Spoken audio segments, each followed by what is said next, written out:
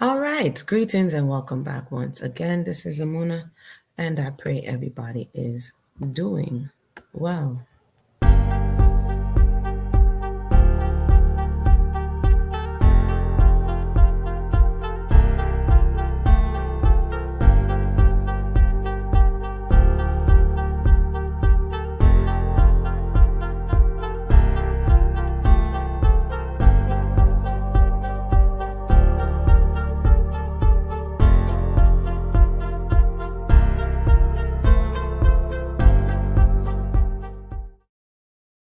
All right. Greetings and welcome back once again.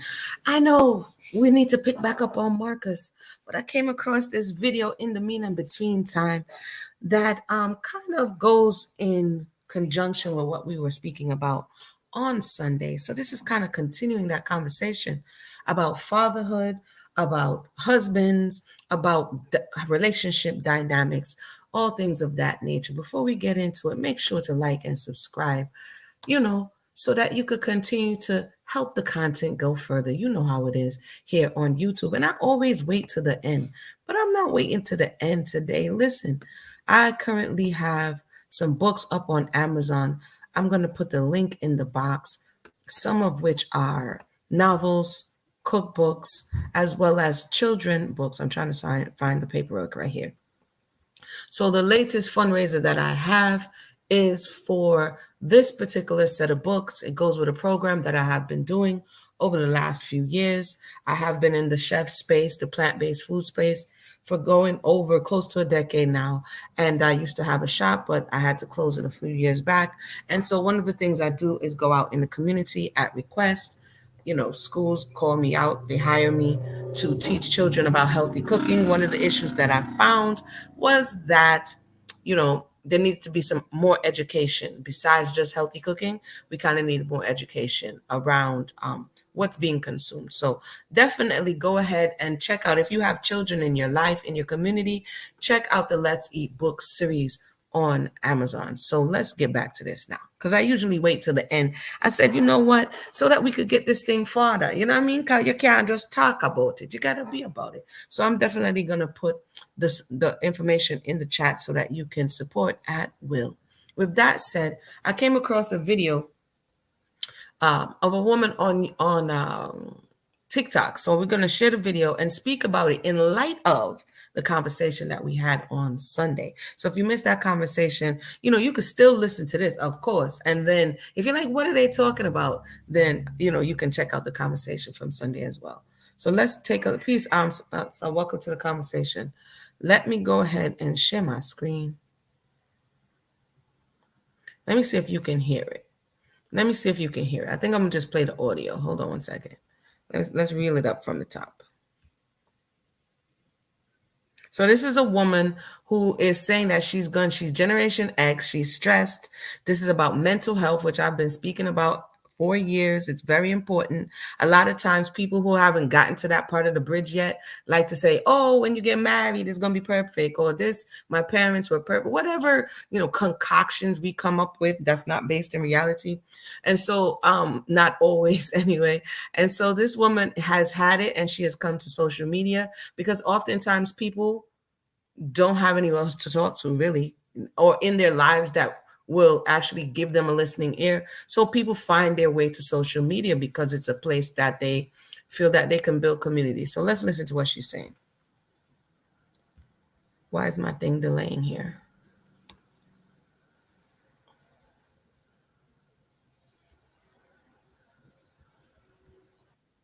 Let me know if you can hear it. Tell me if you can hear it, and if you can hear it, I will continue. Can you hear that video playing? I enjoyed it as well, Mr. Steve. Welcome to the conversation.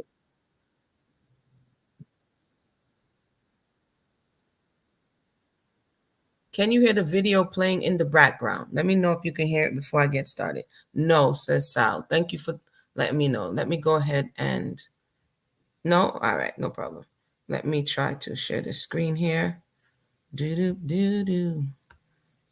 All right, boom. Let me know if you can hear it now. lost my identity. Like I really feel like a damn man for most of the time in this relationship. I have endured things that no woman Can you should hear it have to now? deal with when it comes down to things like protection. I'm sharing this. Yes, you can hear. All right, boom. Let's go from the top. So she's saying she's giving reasons. She's come to social media and she feels like sharing, and she's giving reasons as to why she wants to get a divorce. So let's listen. I may make light of the reasons why I'm getting a divorce, but truly, one of the biggest ones is I've been in this masculine energy for so long that I have lost my identity. Like I really So, for purposes, you understand. But so the first reason she's saying is that she's been in her masculine energy. So she's in her, and I think Buwana was speaking about women not able to, if they grew in a certain environment or they were exposed to certain things, not able to switch over when they're in a relationship for one reason or another, right? So this woman is saying that she's been in this relationship, but she's been in her masculine energy for too long. Okay. Now women have the ability to, and men, we all of this masculine and feminine exists within us, right? But some people genders get stuck there, and when they get stuck there it brings imbalance, because even though you can shift into that space, meaning men can feel feelings, you know what I mean, women can do what needs to be done if needs to be, but if the man is always crying and he's stuck in that feminine energy, that's a problem. And if the woman is stuck in the Shira energy, then that also is a problem. So let's continue. really feel like a damn man for most of the time in this relationship. I have endured things that no woman should have to deal with when it comes down to things like protection. Imagine now, my son, one of them, So we were talking about protection as well. That what the husband is supposed to provide. So I mean, she's going down the list, and it's important, I think, to like I always say, to hear all sides, because we may have been exposed to one situation, but not necessarily the next, right? And so she's also bringing up the fact that whatever her husband role that the husband is playing in the relationship, she does not feel protected by him. So you can have someone who's providing for you but not protecting you, and I know that sounds weird, but it happens. Let's continue. I'm gonna have to get some water. teenage son, not 5 years old, teenage son, thought he was going to be in an altercation with another guy. I had no idea. He walks past his dad, he walks past his brother, and he says, Mom, come with me. This guy is talking shit, and I want, I think it was his computer or something. He wanted something back. Without hesitation, I jump in the car. My gimpy, post stroke surviving self jumped in the car to take this boy to meet this kid for a potential altercation. So basically, she's giving point in case, right? It's not only that, it's her imagination. You don't do this for me. You don't do that for me. You make me walk on the wrong side of the street. She's saying that the next generation, the children, this is something for people who say, as long as the husband is in the household, or as long as the father's in the household, it's all good. And I know I often say it's not necessarily all good. It really depends on what they're modeling. So what she's saying is that the husband is modeling a convoluted understanding of the roles of the man and the woman, so much so that her teenage son is appealing to her for protection. Curious. Let's continue. With no hesitation, I drive him over there, and he actually gets into a fight. Just think about that. In a crisis, in a potential situation of harm, his instincts is to seek me out, like to forego his dad or his brother, but seek me out. Like I'm the fucking goon in the family. I've been masculine for so long Please excuse the language. She seems upset. that we actually will go somewhere. I'll come out to the car, and my husband and my son are sitting in passenger seats. Nobody's in the driver's seat. They're waiting for me. I've been in this masculine energy so long that I don't even recall more than 4 or 5 times. I'm 56, even talking about or discussing menopause. Before she gets to menopause. So basically, is the way she's presenting it is that they have gotten acclimated to her taking the lead. Now, what was she the person who often took the lead, and so they didn't want to fight her, and eventually she got stuck in that role? Did he always jump in the passenger seat? Like, these are questions I would ask, you know what I mean?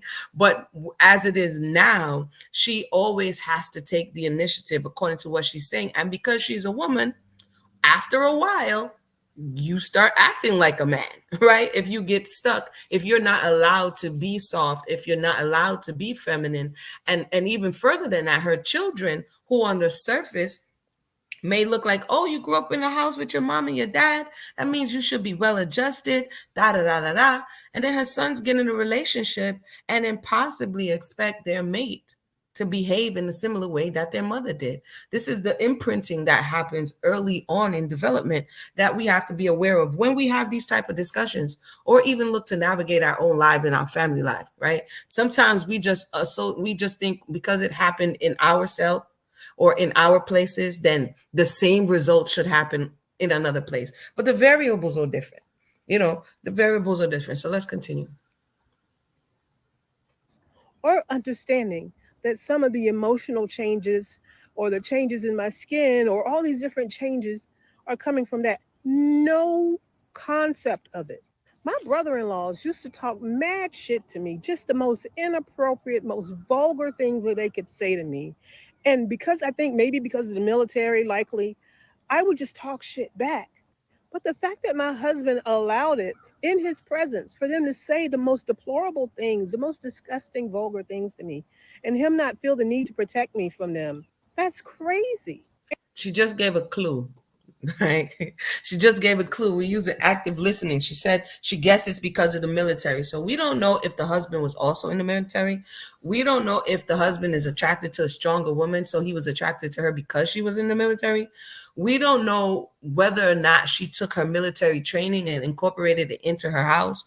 All we know is that at this juncture in her life, she wants to go into her soft girl era, right? And because sometimes people change, you know what I mean? But again, like I said, it goes in line with what we were speaking about. Hopefully we could continue the discussion, but let me continue her. She has a little bit more to say. And it didn't even occur to me until my boys got older. Like, so we're talking about years. When my boys got like 8 and 11 years old and they were actually in the room and noticing this, that's when I spoke up because it occurred to me that my sons were with. Oh, I forgot that. So she's saying his brothers, because her brother-in-law would mean his brothers are speaking to her greasy. They're speaking grimy. And so even amongst his own family, he doesn't feel compelled to stand up. So the question is, did he, the husband, see this behavior modeled? Right? Because if you felt that you were protector of your household, how then can you allow someone else, be they family or not, to come in and violate? And this is I snapshotted it so you could kind of see who's talking here, but violate your wife, right? So it would appear very much on the surface, even though he's there, he may be absent in other ways. Witnessing the disrespect and how their uncles were treating women. And I didn't want that to be their standard. And when I approached my husband about it, he said, "Oh, well, you seemed fine and you were giving it right back to him. But were you fine with it, sir?" I've been masculine for so long. I'm I don't want to say anything about the husband because I don't know him. But did he say you seemed fine? What in the world? You see somebody talking to your wife all manner of crazy, and you say to her, you seemed fine? Yeah, yeah. constantly thinking about filters. HVAC filter, water dispenser filter, the air filters in the car. I was reading this whole list about if you've been imbalanced for so long, and I'm checking all the boxes. The self care, that's for shit. The freaking burnout, the stress that I've been carrying, and just the impact it has had on my physical body.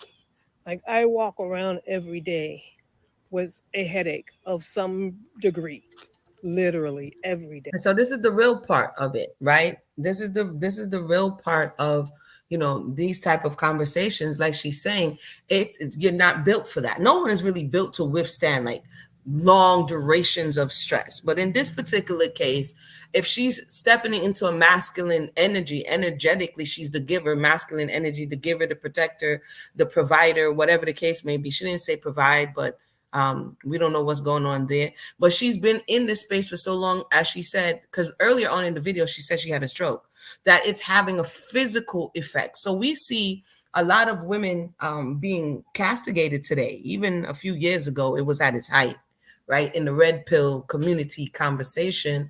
And how can we have that discussion without being holistic? It would be what became. It became man against woman. It became you don't need a woman and you don't need a man, which is self-destruction, right?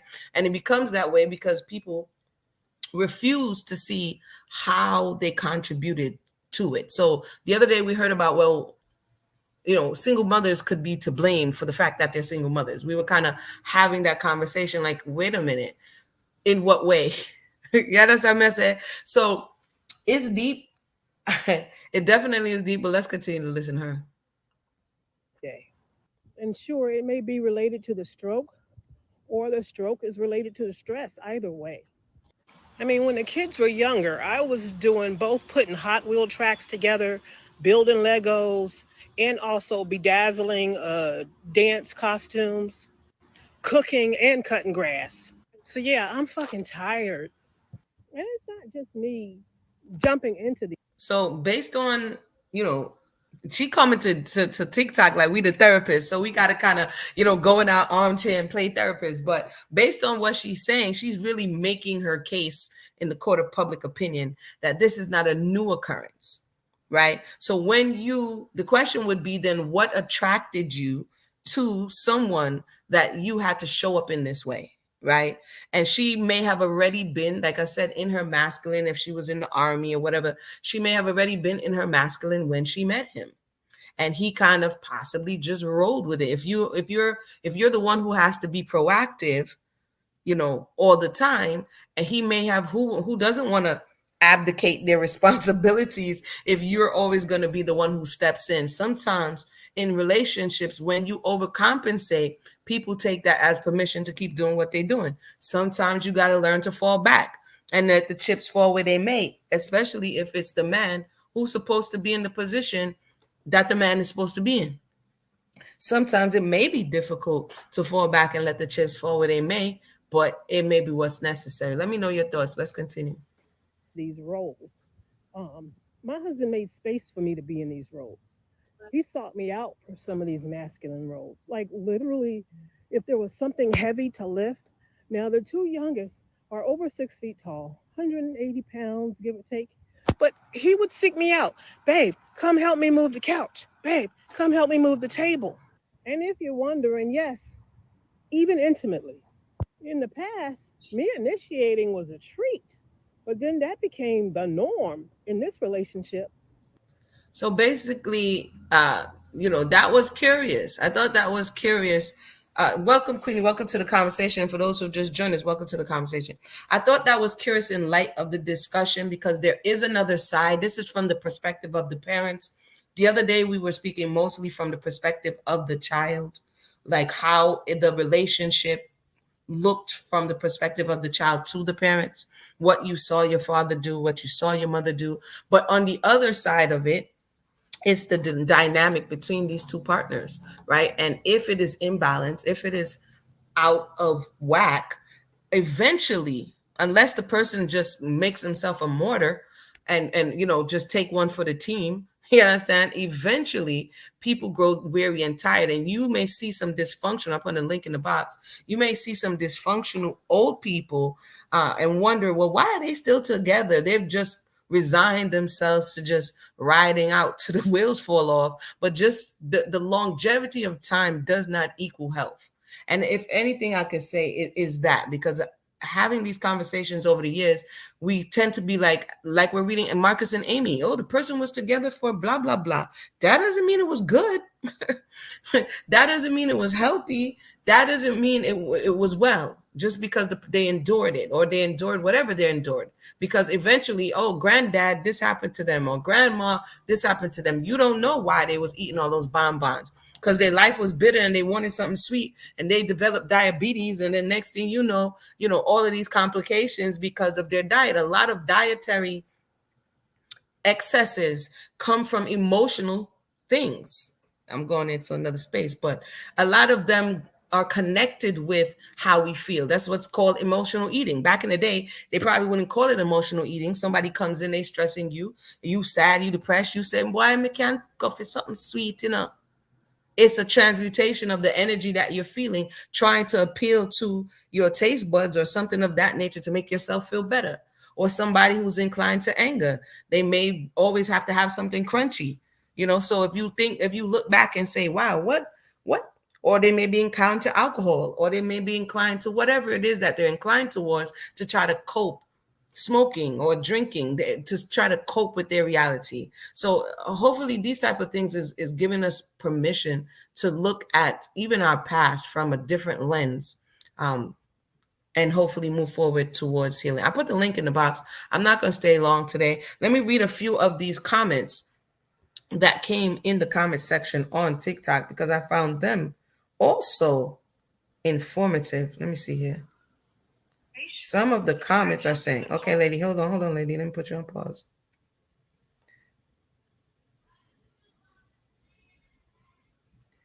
Okay, somebody says, I'm glad we have TikTok, because as a 28-year-old, I'm lucky to be able to get the testimony of our older women about the realities of marriage. Right? And so that also becomes a problem, because people you may know personally may want to mask it, may not feel comfortable with telling the truth, may feel like they have to cover other people's images and whatever the case may be. So this person is like, wow, tell me the truth so that I can sort through it. Tell me the truth so I know what to accept. Tell me the truth so that I know what to avoid. Tell me the truth so that I know the signs, right? And I think that was a good comment. Hold on, let me see what's going on here. As it relates to the ex, the man always jumping in the passenger side, says, my ex was the passenger princess. Every time we went places, he would hurry to the car and get in on the passenger side. So not the passenger princess. So men who get accustomed to driving on the passenger side, or wanting her to take charge. This could be one of two things. It could be him being a passenger princess, or many things, or it can be the woman really not trusting him to drive.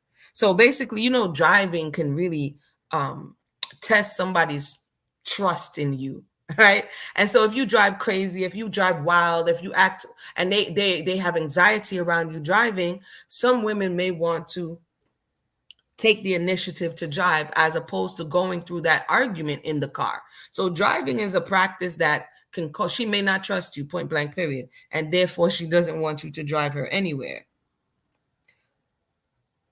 Someone else says that they're 57 now and they left their husband 4 years ago. Relief. Now, yeah, at the height of the red pill conversation, it was all of these statistics that were floating around. 70% of women go for divorce, and all of these statistics that they didn't show you the base study, but it's okay. What I find is that women are going for divorce. But I said to a friend earlier today, who do you have more people quitting jobs, or are more bosses firing people, right? And if you look at it like that, if you are at a job and you're dissatisfied with the way in which the job is going, the environment of the job, or everything, right? The way the boss acts, the way the other coworkers act, you're more inclined to quit before the boss knows you're dissatisfied. Right? So if you look at the man is saying, will you marry me? Will you come work with me? Will you be my helpmeet? Right?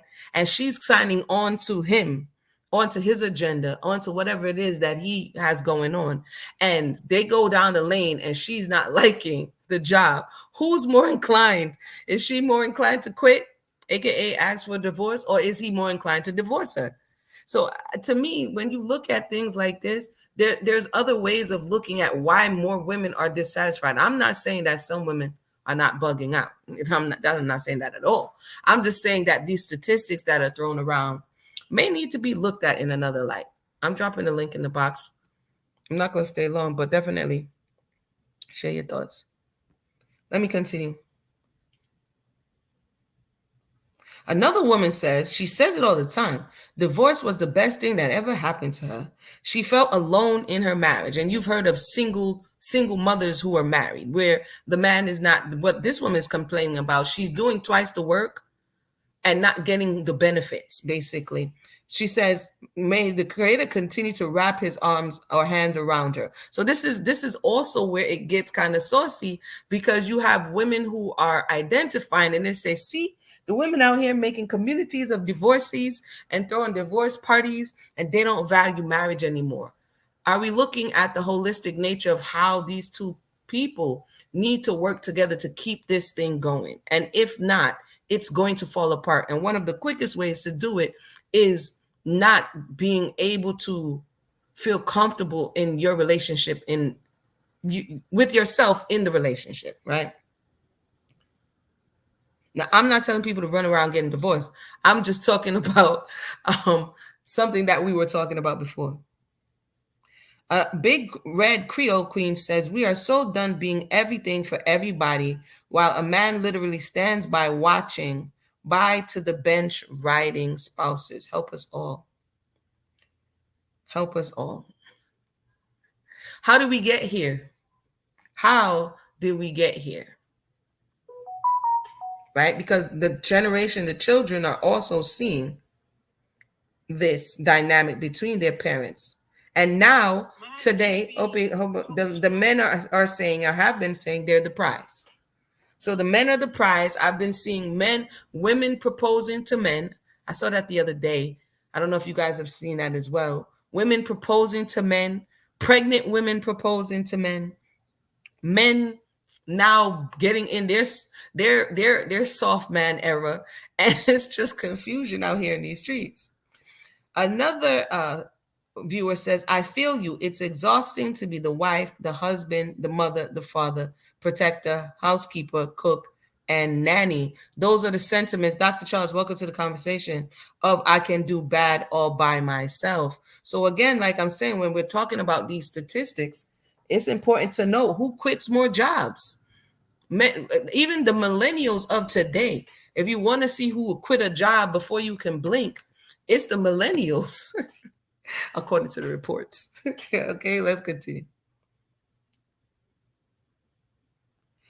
Someone else says, I'm single mom, and people expect, even applaud my masculinity when I'm just simply not allowed to live in my feminine energy. So it's a survival switch that sometimes it's hard to switch off. And sometimes the women don't know how to switch it off. And sometimes men have been raised by women who are stuck in that mode. Therefore, this becomes the new norm. Even though it's dysfunctional, it still becomes the new normal. Stephanie says, I hope young women are listening. We didn't have this information and we made bad choices. I say this often about the generation before. We did not have this information. And indeed, because we were not informed, made bad choices. We talked about the family dynamic not being there, the grandparents not being there, the village not being there, you not getting cautionary tales. And without these cautionary tales, this is why I'm big on stories and literature. Even though we're reading Amy and Marcus, we learn by storytelling. We retain by storytelling, right? It'll come back to our mind like, yeah, I read that somewhere, or I heard that somewhere. So you have a new reference point, right? And so we did not, for the most part, get the truth of the matter. And then people mirrored or emulated what they saw in childhood, not realizing it didn't work for them either. It didn't work. It didn't work. Another person named Kelly says, asked him to leave my, and she capitalized the my goodness, home after 18 years of marriage, been separated for 3, filed for divorce last month. Best decision she ever made. Now I know some of the men are like, this is what we talking about. Why marry them when they about to divorce you and leave you out here? One can look at it like this, or one can listen to, why are these women quitting? Is it because they don't want a family? Is it because they don't want a relationship? Or is it because it's like going to a job? And welcome, artists, welcome to the conversation. I'm going to bring you up. It's like going to a job, right? And they have a resume. You have your putting your resume, and they have the job description. And you're like, okay, they say you hired. You go in there, you start.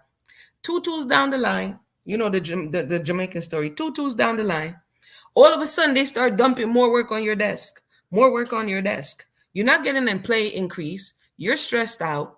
You appeal to the boss. They're not listening. More work on your desk, more requirements, more expectations, right? The person is going to say, this is not working for me. And more than likely, what are they going to want to do? Quit. So when you're into this relationship and someone says, yeah, my job is a provider and you get to do everything else, that doesn't work necessarily long time, right? I see artists in the comment section. I'm gonna pause on reading these comments and I'm gonna go ahead. So artists, welcome to the conversation. Oh, you didn't have to pause. You could have kept going. The only reason I just woke up, right? I was traveling. And Mhm. then I was like, I saw my notification. Oh, she's on. And I plugged it and I got in. It sounds right up my alley, but I just want I heard you can do about all by myself. So I wanted to, hear more about the conversation, how this, the topic of it. But it sounds right up my alley. So, Oh, okay. So we were talking on Sunday about fathers and mothers right. and fathers responsibility in the home. So I came across this video of from the other side, which is the wife and the husband, right?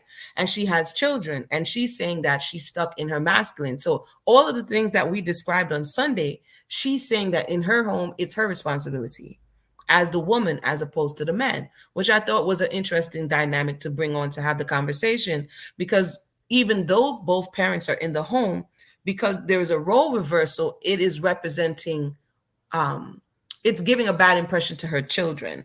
So I played her video, and then we're kind of having that discussion in light of the conversation we already had, right? And how if we don't know about these things or learn from these things, then people can inadvertently get themselves in these positions, and their family can fall apart, their relationship. And this, in her case, she's saying her health is also falling apart.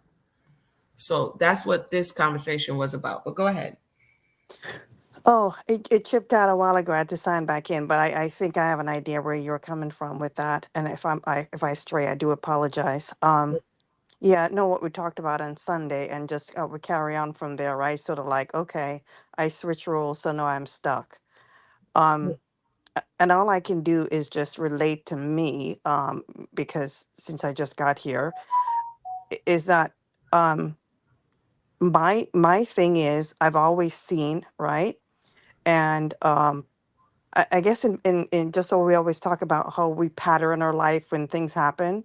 I've Mm-hmm. seen men pass away, this happened, and the woman is left with nothing, or Right. she doesn't know to handle the books, or she doesn't know how she's never worked. And I think that's the thing that I took on, that the fact that no man is going to leave me and I can't find a job. Right. That was me. And so I've always worked. My first marriage, my husband was a millionaire, right? And I've always worked, because even when he was, right, and I said, mm-mm, you know, leave me and me, and next thing you know, I'm gonna have nothing, or you Right. take this Right. from me. So I've always been one to work, no matter what. Even if he has that, I'm bringing my own. So if anything should ever happen, but lo and behold, I did get divorced. And it was almost like, well, nobody else is gonna want you. And I'm like, I got a job, I can work, I've been working, and I took it up on myself, and like I kept on working. And so when we did get divorced, I did get something, but I kept on working until this day. I'm still am working. I married a wonderful man that he didn't want me to work. He wanted me to, just like, you don't have to work so hard. And I thought, not happen to me. Right. And that's my thing. You're not gonna. I'm scared of that factor of being out there, that woman who has to do what she has to do or do things that you didn't want to do. And so I've always had very decent jobs, and lo and behold, for the past 7 years, my husband has not been working. And Wow. I've been the one that's been the breadwinner. And do I feel good about it? No, because I'm like, well, you can't find something. Why it take you so long to find something? But that's the same man that I prayed for. When I prayed for a husband, because I wanted the opposite of what I had. I want a maintenance man. I want this man. I want a man to love me for me. I want a man and get this part. Get this part. And I may be straying or giving too much, but it was my prayer. I do not want a man who just think about sex. Okay. And Interesting. I prayed for all of that. And the thing about it is, I got him. I got him exactly what I wanted. And getting him, and now he's not working for 7 years. Am I upset about it? Yes. But I keep thinking to myself, it's what you prayed for. And maybe there's something around the corner, kind of thing. But the thing is, he hasn't changed beside the job, right? From the day one, I'm still getting breakfast in bed. He's still cooking, he's still cleaning, he's still not like he's doing housework, but his mother brought him up in a way that he does these things, right? Mm, But he hasn't left me as a husband. He still does those things, but I'm still looking for him to step up and do that masculine part to get a job that he usually have, so I can feel like he's complete. mm, And sometimes I'm saying to myself, God, am I being ungrateful? Because you give me a job, you've constantly covered me where I've never been able to want. I've been able to travel, do this and do that, but I guess I'm looking for him to have the job to fulfill him as a masculine person. mm, And I don't know if that was fair. If if God, I prayed for what I prayed for, and God gave it to me, but then I'm like, I still wanted to have a job to be masculine. I So mean, it's realistic. A job, a man working is part of what a man does. You know what I'm saying? I right, definitely understand. So I understand that. I don't think it's unrealistic. But it does speak to how eventually, if a woman is, she can go into the role, but if she gets stuck in there, how it becomes like what you're feeling, right? A conflict of like, should I be feeling this way? But the right. reality is that you're into a space where you can move in and out, but having to do it is very different than And wanting to and do it. and it goes back to the question that what's his name asked the other night. That's why I was able to answer that question, because it's like, what is out there? Mm, The last question he asked before we got off that three-way right. conversation the other night is like, what are you going out there to? What do you think you're going to pick up? Right. So it's like I am comfortable but uncomfortable at the same time. That's interesting. So So the everybody part, has their own reasoning though, but everybody has their own reasoning. But I know the ones that are there to really sit on the couch with couch up, and then you're doing it. That's hard. that's what her complaint is. I'll play the video again for those who just joined us. Her complaint is that she got stuck in the masculine role in her marriage for how many years, and now she wants out, right? Mm-hmm. And she's coming to social media. She's stuck being the protector in the household. She's stuck being the one who's always taking the initiative. She's stuck in the masculine role, right? And her husband, and he kind of just likes it like that, right? So we don't know his side, but this is just speaking to what people may see modeled and think is okay, but in reality, as you're It's saying, not. it's not. If you don't say something, it's not okay. Right. Yeah. That one is hard because that one, if you're doing this, I mean, I don't see mine doing that, but I still feel like it's hard because sometimes I'm like, I like to go on this, do this action. I like to do that action. I like to take a break, and you don't feel like you can, and there's somebody else is there, and it's hard. You just Hmm. want to like, just make up your mind. You're doing it by yourself anyway. Just to make up your mind, kind of thing. That's interesting. It's definitely interesting. Thank you so much for sharing. I'm gonna play the video again so everybody can hear it from the top. All right, everybody. Thank you for joining us. I'm gonna play the video from the top. Oh wait, hold on. Hold on.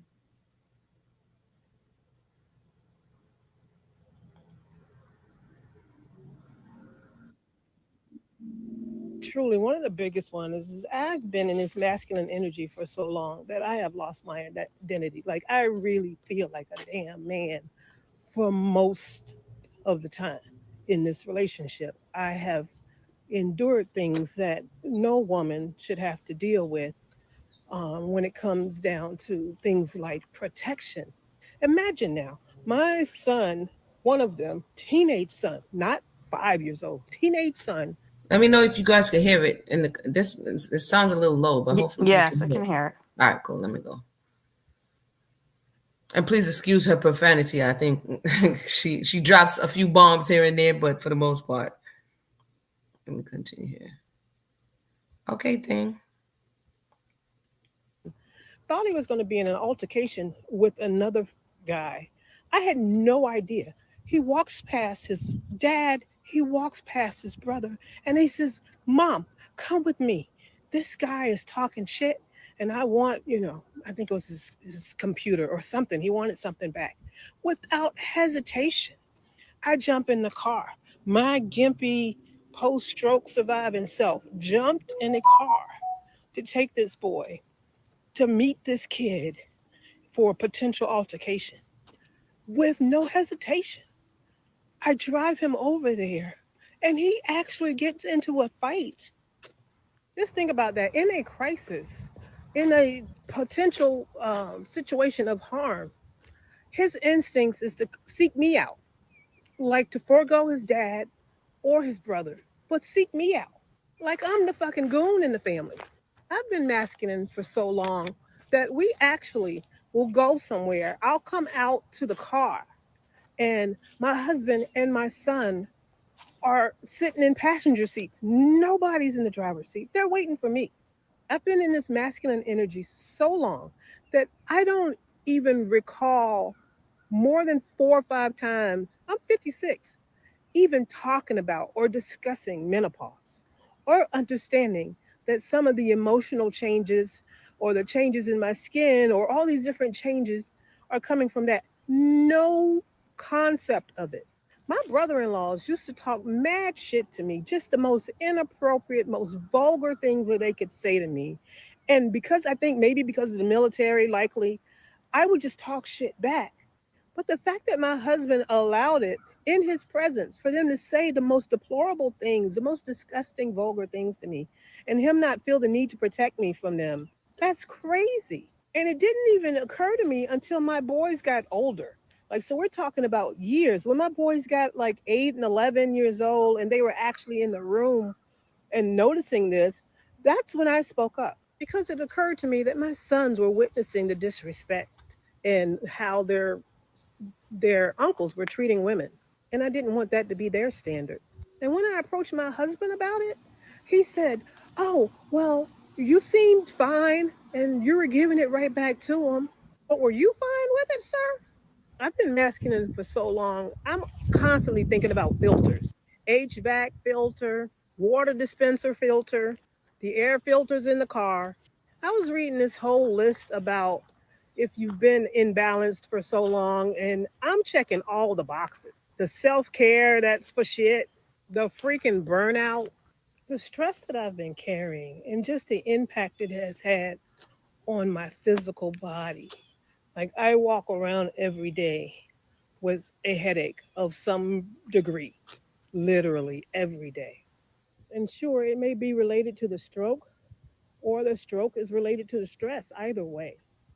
I mean, when the kids were younger, I was doing both putting Hot Wheel tracks together, building Legos, and also bedazzling dance costumes, cooking, and cutting grass. So, yeah, I'm fucking tired. And it's not just me jumping into these roles. Um, my husband made space for me to be in these roles. He sought me out for some of these masculine roles. Like literally, if there was something heavy to lift, now the two youngest are over 6 feet tall, 180 pounds, give or take. But he would seek me out. "Babe, come help me move the couch. Babe, come help me move the table." And if you're wondering, yes, even intimately. In the past, me initiating was a treat, but then that became the norm in this relationship. All right. So that is the repeating of it. She was quite clear about where she is currently, and it has gotten to the point where it has a physical effect on her health. Yeah. And at this point, she's like, okay, enough is enough. And so we hear a lot of these hypothetical conversations in the internet spaces of people who ain't been 2 seconds up the road, and kind of really setting the stage for this type of stuff some 20, 30 years later, if you're not being honest about what it looks like on both sides, right? And how you have to be able to relate to yourself and be a healthy human before you can really enter into these healthy, long-lasting relationships. There has to be a level of respect. There has to be a level of awareness, because otherwise else, according to her, her husband sought her out for these roles. You understand? And so now she's come to the end of the road, like Boys to Men has said. I'm gonna come to the comment section, and then if you have anything else to say, feel free to do so. I just kind of wanted to put this here and have a brief discussion about what it can look like when you do have the traditional quote unquote family, but roles are reversed. What it can look like when the man is not in his masculine energy and the woman is not in her feminine energy, and how that could affect, even though both of them are there, even though both of them are technically this nuclear family, it still has other variables that we should consider when having these type of conversations. Let me see here. Dr. Charles says the Black woman is the most disrespected, unprotected woman on earth. I mean, it's looking pretty interesting. Artist says she's really deep in white military training as well. She can man up and leave and take a stand. I mean, I think that may have lent to why she was being treated the way she was being treated. It's the expectation. Well, you were in the military. We don't know how long she was in there. We don't know how her rank was, but whatever it is, it was assumed that you can handle it. Pat on the back and get in there and do the work, right? So some women, I'm not saying all, but some fight to be in some of these spaces, right? And then get stuck there. I mean, that's all I can say. I read 1 and 2 more. Gen X says, this hit hard. Same here. Been in my masculine energy so long, it feels like my divine feminine is gone. This is sad, unspoken truth for many women, sending healing energy to all who can relate. So I found this on TikTok. This was interesting. And again, I appreciate her for sharing and for being so transparent, because her testimony and her story can serve for many things for many people, right? And these kind of conversations need to be had as we're talking about community, as we're talking about where our foreparents are coming from, and as we talk about where we're going as a people, a nation, humanity, you know what I mean? So with that said, if I don't see anybody else have anything to say, I'm gonna go ahead and wind down. And no worry, I mean, don't forget both Marcus and Amy. We're gonna get back into that as well. Let me go ahead and play this pumpkin commercial and see. Oh yeah, no, let me play this. How about this, Yasa? Ooh. Wait, I see somebody has popped on in. Hold on. Artist, okay, welcome to back to the conversation. Can you hear me? Not sure if artist, your mic is open. People get divorced for many reasons, and let me know if you think her reason seems valid. Is there anything else that could have been done, or is her reason valid? I mean, who are we, except the court of public opinion that she came and shared her information to? But is her reason for divorce valid? Let me go ahead and share some things here before I go. I'll share some social media videos that I've been making as it relates to the education of the youths with the foods that they're consuming, the candies, the chips, and things of that nature. So 74 grams of sugar. 74 grams of sugar per box. Wow. So if you was hungry after school and you got this box, or your mom got this box, and you ate the entire box because you were busy playing, what is it? Twitch? Watching, whatever you were watching, and you ate this entire box, you would have eaten 74 grams of sugar. Yeah. I would like to ask, about how old are we? In the children teen category? Okay, so about how many teaspoons of sugar are we supposed to have a day? Teaspoons of sugar. How many do you think grams of sugar is the daily recommended amount for the day? You're feeling good? You're doing good? Are you famous? Am I famous? He wanted to know if I was famous. The good thing is we don't have to be famous to make an impact. Look up at them funny. I went to go do a reading the other day. He's like, Mom, are you famous? But definitely, I put the link for the GoFundMe in the box. I have a few more questions before I go. Dr. Charles says, do you think perhaps the white feminist movement may play a part in this? That's interesting. Y'all know me. I did a study a few years ago because I often heard that it was feminism that caused this. I would say that the demographic that feminism, the early first wave and second wave of feminism, and I think they're up to their third wave now, that what feminism was focused on wasn't the melanated woman. Because historically in this country and in the diaspora, the melanated woman always worked and always was to a certain degree treated as she should be in her masculine, right? So as it relates to feminism, even up until the 70s, it was a struggle between Black women and European white women about their ideas of what they wanted to do with feminism, right? Because they did not have the same experience. When you were allowed space and agency to be feminine and in your soft girl era, the melanated woman was your help. She was your washerwoman. She was your nanny. She was your laundress. She was your cook. So she was always working.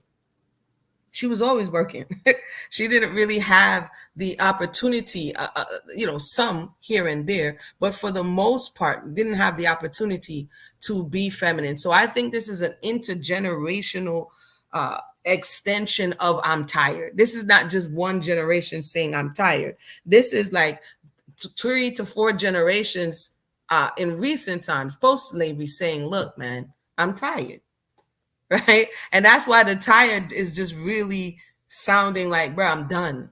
My grandmother did it. My mother did it. My great grandmother did it. And at this point, I can't do it no more. And incrementally, for whatever reason, because even in some slave narrative stories, I read one in particular. Y'all don't want me to pull out my book, so I'm not going to pull out the book. I'm just coming from the memory, where the women now had to step in front because the man was the aim, because breaking him down was the aim. She had to become his protection, right? And so one particular story, I forgot what the man did, but the mother or the woman in the house, she had a big skirt and she was sitting down, and he hid under there as the slave master pursued him for whatever the infraction, quote unquote, infraction was, right? And so a lot of times, even when you see it being depicted in popular media, you see the woman putting herself between the danger and the man. And this is also contributing to her masculinity because the roles are reversed. He's supposed to be protecting her, but if he steps out to protect her, that can mean the end of him. It may mean she being chastised, but if he steps out to protect her, that has a more dire consequence than her stepping out. And again, it leaves these epigenetic imprints on the people that eventually, I'm not saying this is the excuse, but we have to look at even the experience that this woman is having in the context of culture and history and what has happened in times past. Even in the story of Amy and Marcus, Amy is stepping in front of, according to her account, 2 women, as a matter of fact, is stepping in front of the assailant and Marcus, or in between them, to try to preserve his life. Marcus is arguing like, no, Amy, it wasn't you, it was the other lady. But nonetheless, 2 women are stepping in and putting themselves in danger, in harm's way, to protect this man of interest, right? I mean, I'm just saying. But yeah, I don't. I think eventually it does. But on the onset, it definitely had to do with historical precedents. It had to do with lack of economic opportunities. It had to do with his chastisement. The new slavery was imprisonment. So the Jim Crow era was how many men who violated the new laws saw more stringent consequences than women, meaning how many men ended up in jail for smaller infractions, similar as it is today. And so the woman now incrementally has to slip into this role as HOA, right? And sometimes it's difficult to just bounce back out because, oh, you're here. So, because what happens now, she's a ping pong. You're here, you're not here, you're here, you're not here, you're near. You know what I mean? So that's just my thoughts on that. Y'all let me know yours. I am artist says a man friend told me years ago to step back so he can step up.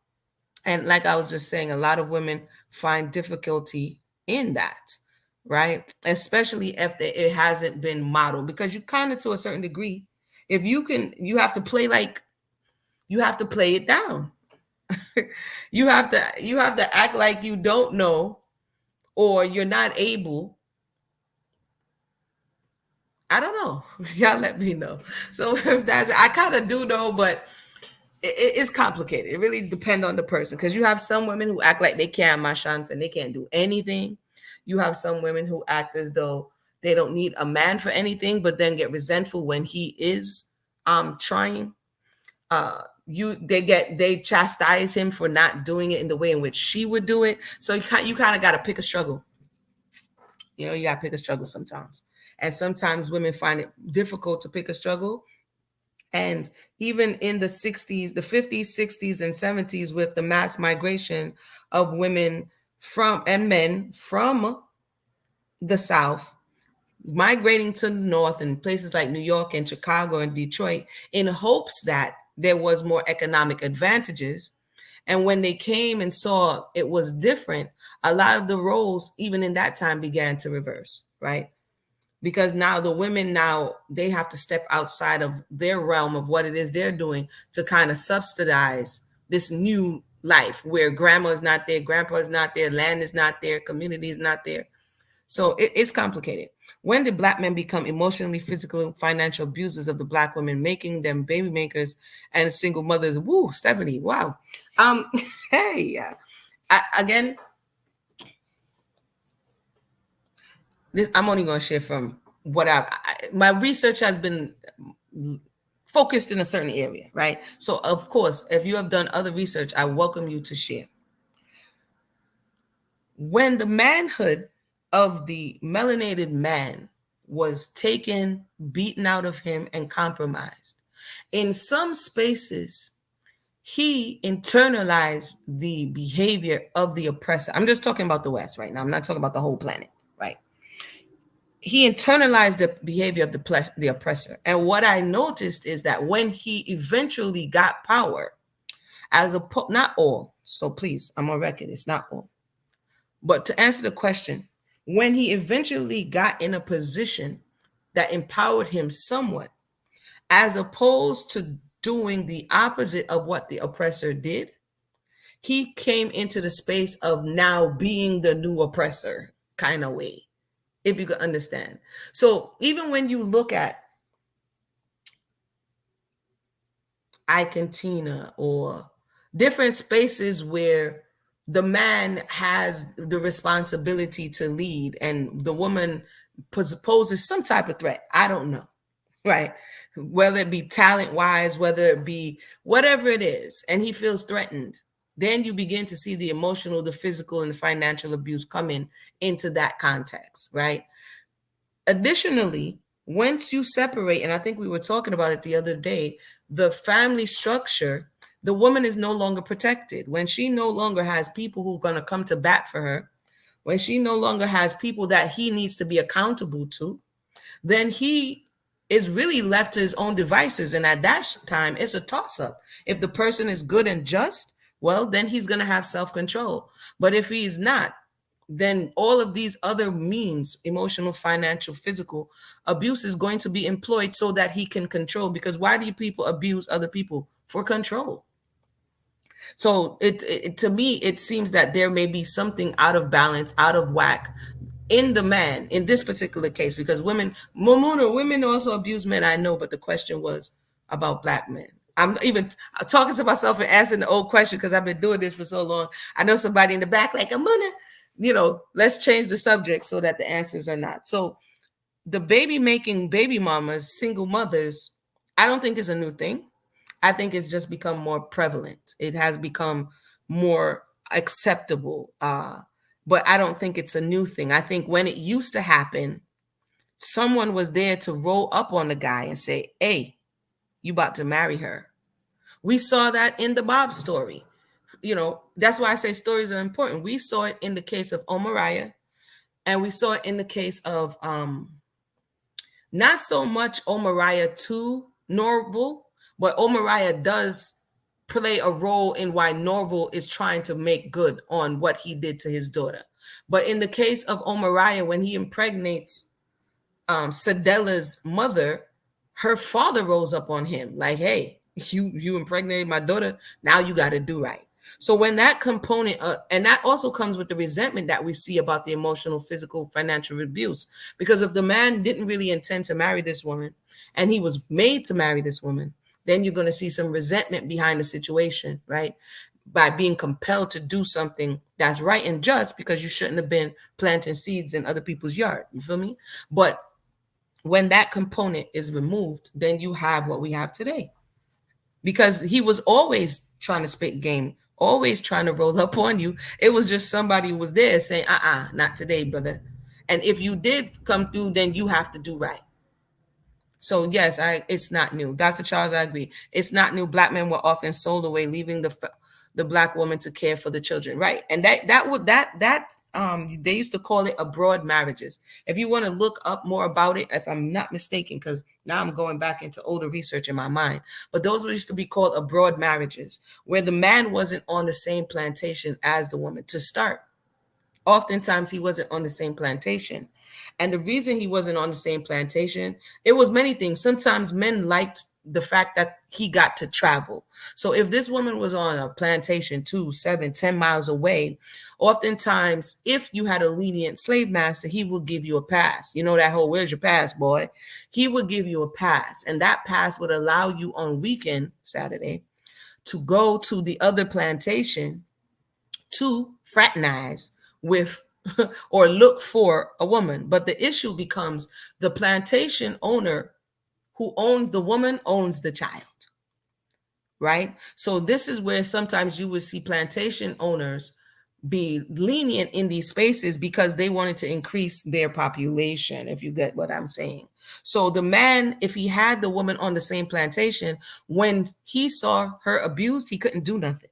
And when she saw him abused, she couldn't do anything. So it made it psychologically difficult to be on the same plantation with someone in this institution of slavery, because you're seeing him being emasculated at every turn, right?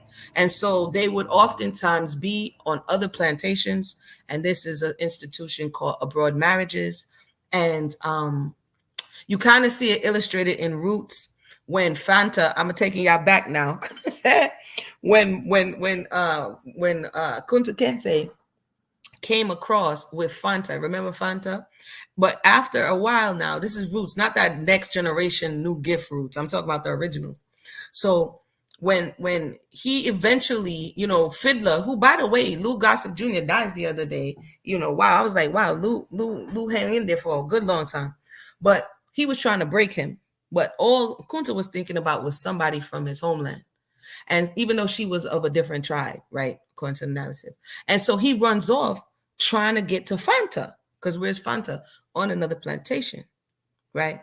But he kind of wants her to run away, and Fanta kind of resolved herself to be like, yo, it's a dub, Kunta.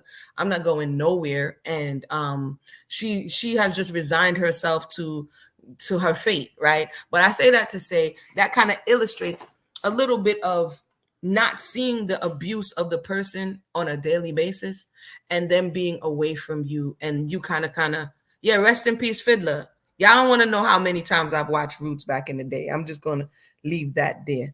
A lot of people's like, oh, anyway, I don't want to go down that rabbit hole. But yeah, so that's my answer to that question. It's not new. We see that it's not new. It's just how people deal with it is what is new. It's like less people being forced to marry, less societal pressure to show that this is not something that you should do. And also women seeing that if you force this person in this particular case, they may turn around and abuse you. You may turn around and suffer. Your children may suffer, all of these things because the person doesn't want to be there in the first place. Right. And so I guess eventually it kind of just after certain generations is like they're just not doing it anymore. I told you there's more baby showers than weddings. So there we go with that. Any more questions? Any more comments? Feel free to share. This was interesting. I think studying slavery for me prepared me for this time. Debbie, I missed your comment. A lot of single moms try to be both mommy and daddy when we should be the best mother we can be. All things considered, I think Sadella did a good job with Bob as a single mother. I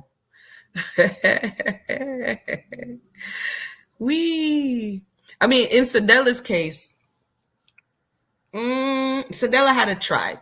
She I don't think, even much like she said, Bob was and so he had the elders there. They had the network of her sisters. When she left, she left him with her sister. When she came to town, he was kind of already in this network loosely, but he was still in a network. But then when she did try to get in a relationship with Tati, he was abusive. Right. So even though she was trying her best as a single mother, she still exposed him to some dangers that injured him at the core, and some behaviors that he then justifies because it was what he was exposed to. And then he continued to model. So I think that she tried, but also there were other things that we can't ignore if we're going to look at the story in its fullness. So that's my thoughts on that. Any more questions or comments? I'll put the link one more time, peoples. One more time. I give everybody prime opportunity to say their thoughts. Some places you go, some channels they go, they don't even want to hear what you guys say. They be like, I don't want to hear what nobody got to say. But I don't think you can grow that way if you're the only one talking in the room. So I appreciate when you share your thoughts so that the conversation could grow naturally.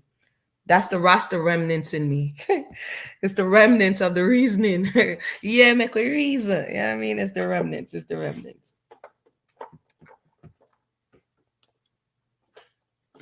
Don't forget to like and subscribe. All right, everybody. So with that said, I'm going to go ahead and wind down now. Everybody have a blessed night. If you think about anything after the conversation, just go ahead and put it in the comment section below. All right. Everybody have a blessed night.